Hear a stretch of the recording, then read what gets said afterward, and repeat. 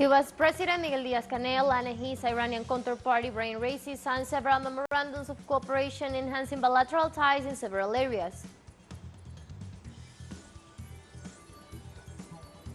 The head of the United Nations International Atomic Energy Agency, Rafael Grossi, visited the Zaporizhzhia nuclear power plant on Thursday and evaluated situations as serious but stable.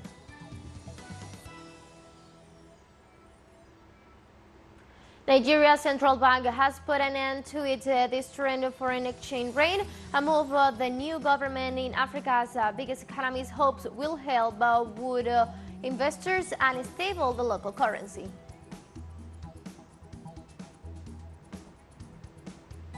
Hello, welcome to From the South. I'm Ana Marrero from the teleSUR headquarters in Caracas, Venezuela. We'll begin with the news. Stay with us.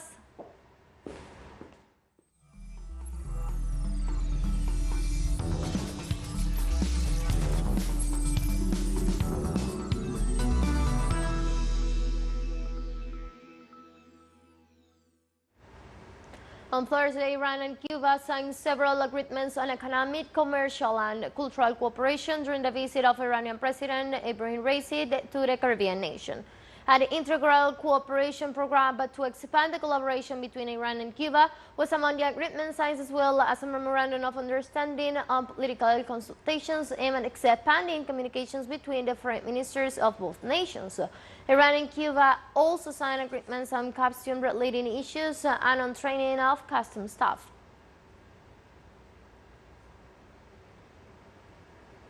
Before the signing of the agreement, Cuban President Miguel Díaz-Canel received his Iranian counterpart Ibrahim Raisi at the Palace of the Revolution in Havana.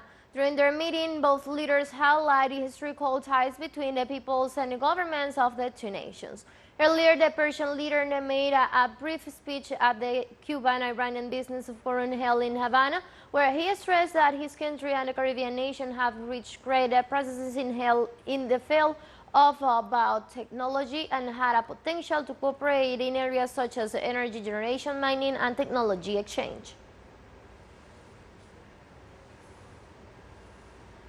Among the objectives of the visit of the Persian leader to Cuba is the strengthening of political, economic, and scientific cooperation in line with the foreign policy of the Iranian government.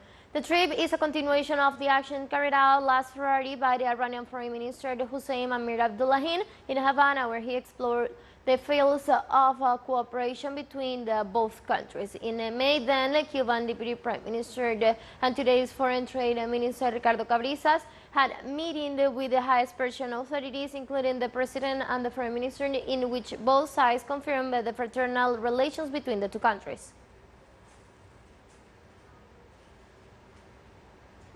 Iran's First Lady Jamelin Amonhul had a visit on Thursday at the University of Havana, where she met with Cuban intellectuals and women leaders of different sectors. During the visit, the First Lady emphasized the importance of women's roles in society, in the family, and in all revolutionary processes, and how the family becomes the basis of resistance to any society who is bombarded through West media such as Cuba and Iran.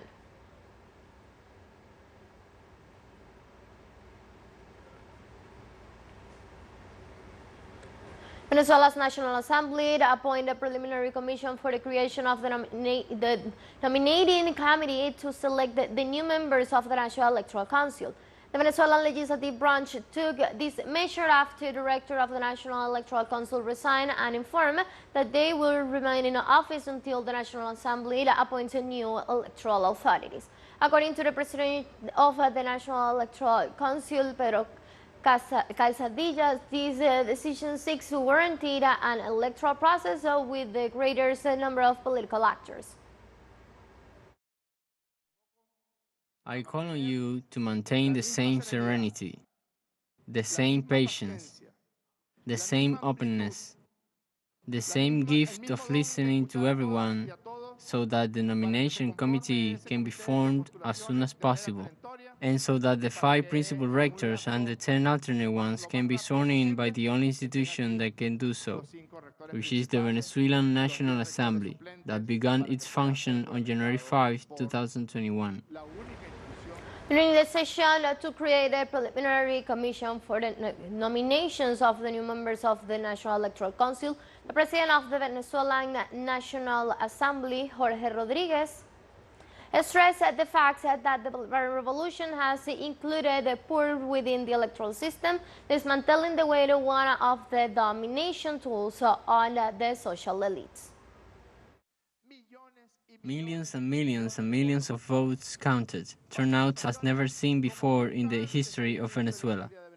As Congressman Francisco Ameliak said, the tactic used by the elites, by the plutocracy, and by the Venezuelan oligarchy to control the Venezuelan people was simple. The poor in Venezuela did not have the right to an identity card, and since they did not have an identity card, they did not have a right to vote either. Let's take a very short break now, but remember you can now follow us on our TikTok account and teleSUR English, in which you will be able to see news in different formats, news updates, and more. Stay tuned for more news.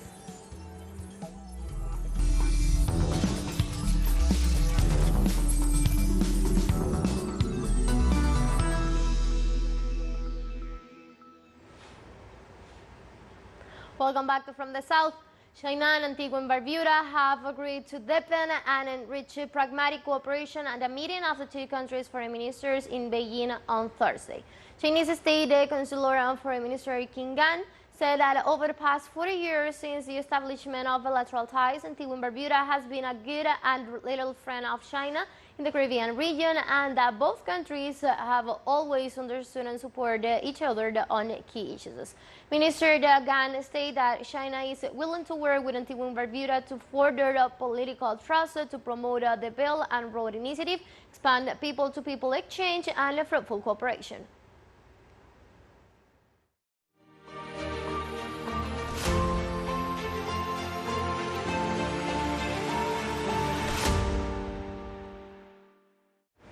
The head of the United Nations International Atomic Energy Agency, Rafael Grossi, visited the Zaporizhzhia nuclear power plant on Thursday and evaluated the situation as serious but stable. The third visit to the plant by a mission from the international agency headed by Grossi had been delayed for 1 day due to safety reasons. The first one took place on September the 1st, after which specialists from the agency stayed at the plant on a routine basis. On June the 8th, Grossi himself said that he will visit to Zaporizhzhia and Kiev plants to then travel to Moscow to discuss the scheme for the safety and guarantee at this facility. I must say it was extremely difficult. The planning of the mission, obtaining the necessary agreements to come here. Until a few hours ago, I was not sure whether I would be able to come here and visit the plant. We are evaluating a lot of information, elements of analysis. For us, the consequences of the destruction of the dam are very real. You can see it. In Russia, the second day of the 26th St. Petersburg International Economic Forum progresses with discussions focused on economic development and the presence of delegations from more than 100 countries. The solemn opening ceremony began in the Congress Hall of the Expo Forum Exhibition and Convention Center. The press assistant of Russian Federation for International Affairs, Yuri Ushikov, announced that President of Algeria, Abdelmajid Tebboune, will make a presentation at the event. In addition, Russian President Vladimir Putin will hold talks and negotiations with his Algerian counterpart in different fields.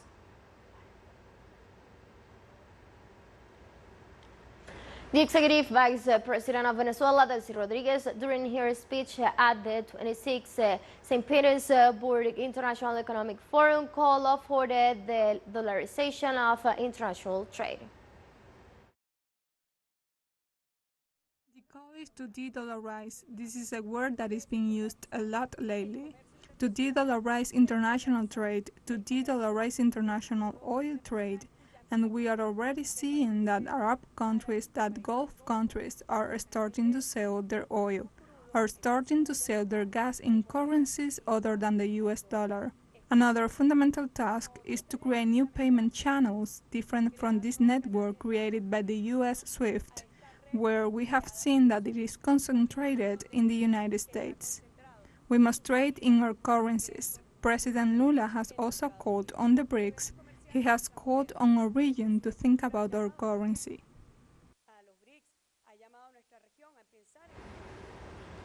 The Vice President also emphasized that the main topic on the agenda of the Economic Forum in St. Petersburg is the construction of a new international economic order. The main agenda is the construction of a new international economic order, which is key, where world trade and supply chains are regionalized and localized in order to face the illegitimate blockade, where we already see a very strong contradiction between the dollar system and the yuan system, where geopolitics has evidently had greater sensitivity to address the markets, where we see that Eurasia has increased its commercial activity with other regions. Russian President Vladimir Putin met in Moscow with his Algerian counterpart Benedihin Tebboune and said the relations with Algeria are of particular importance for his country. President Tebboune's visit to the Eurasian country is part of Moscow's interest to bolster relationships with the countries in Africa, Asia, and the Middle East, and rupture ties with the West. Relations with Algeria are of particular importance for our country and are of strategic nature. Only now, while moving to this hall with Mr. President, we recall that relations between Russia and Algeria began to take shape back in the mid-1950s. They developed, we can say that they were already of strategic nature at that time without any exaggeration. On Wednesday, President Gustavo Petro participated in the meeting with the Colombian diaspora in the German capital. During the meeting with Colombian residents in Munich, Cologne, Frankfurt, Hamburg, Kiev, and others, Petro questioned the fact that Colombians should renounce their nationality to request the German one. According to the Colombian presidency, the head of state also stated that he will discuss the issues with President Frank Walter Steinmeier and Chancellor Olaf Scholz, with whom he will meet. According to official German statistics, almost 30,000 Colombians have German residency. Likewise, close to 4,000 Colombians study in German universities, and there are more than 260 universities collaborations and cooperation programs for academic mobility.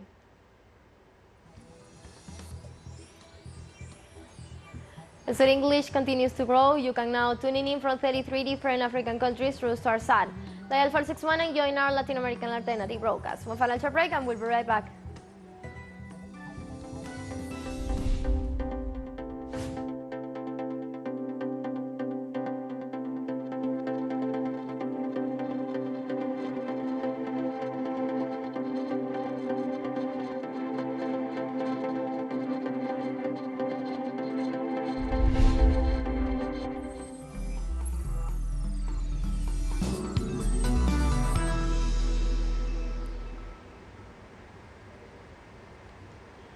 Welcome back. Nigeria's central bank has put an end to its distressed foreign exchange rate, a move that new government in Africa's biggest economic hopes will help wood investors and stabilize the local currency. According to analysts, the move reflects the changes that the new President Bola Tinubu has pledged to do in order to strengthen the island's economy. The Nigerian president removed the head of the central bank following business policies and ended full subsidies, which economists have landed as a long-term benefit, even as they cause people short-term pain.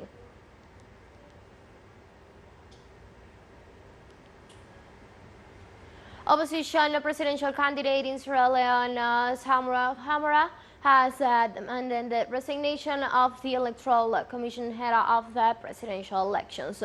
In the elections, opposition's All People's Congress Party's candidate Samura Kamara held a press conference regarding the presidential elections on June the 24th.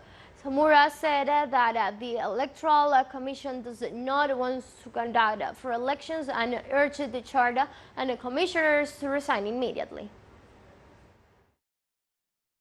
SLPP's intention Its goal and primary objective is not to conduct free, fair, non-violent, and credible elections. Therefore, accordingly, the APC will demand that Mr. Mohamed Kony and all electoral commission resign forthwith to be replaced by an independent, internationally accredited team. Meanwhile, I want to call all Australians to come out and vote on the 24th. Come rain, come sunshine, come the usual barrage of bullets, or come anything else, and to protect their votes. Kenyan President William Ruto's government is set to present its budget to Parliament on Thursday in the face of widespread anger over a range of proposed tax hikes to shore up the public finances. This Ruto's main budget since he took office at the helm of the South African powerhouse in September last year, following a viral in Canton's election race. Also, the president's pledge on the campaign trail to help poor Kenyans known as Hunslerd. He has been accused of introducing policies that have actually made their life harder. His government has drawn up a 2023-2024 budget for equivalent of $25.7 billion with new or the increased taxes outlined in a separate finance bill expected to generate $2.1 billion in revenue.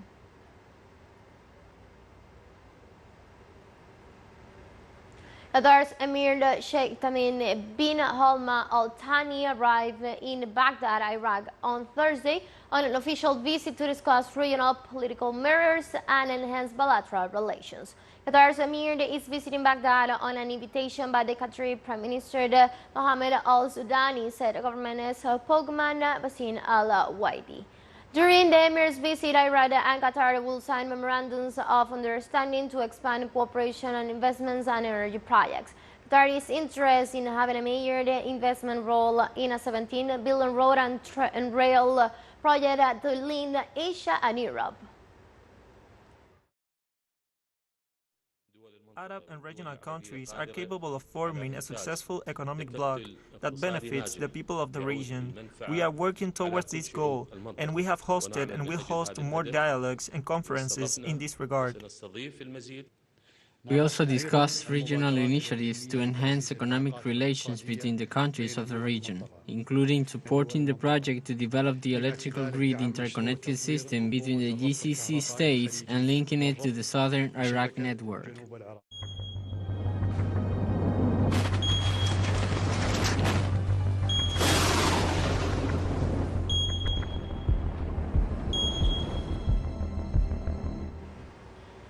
In India, the Meteorological Department warns of possible massive damage when cyclone Vaipur makes a landfall in the state of Gujarat. According to experts, on Thursday, the storm will cross the Saurashtra and Kor territories and the coast of Pakistan with a maximum sustained wind speed of 125 to 135 kilometers per hour. The weather is brewed also forecasts a wave of more than 3 meters in areas close to the sea and rainfall for 4 days starting on Thursday. Meanwhile, the state governments also coordinated the assistance of their Air Force, the Navy, the Coast Guard, and the Army for possible rescue and management during a probable disaster scenario.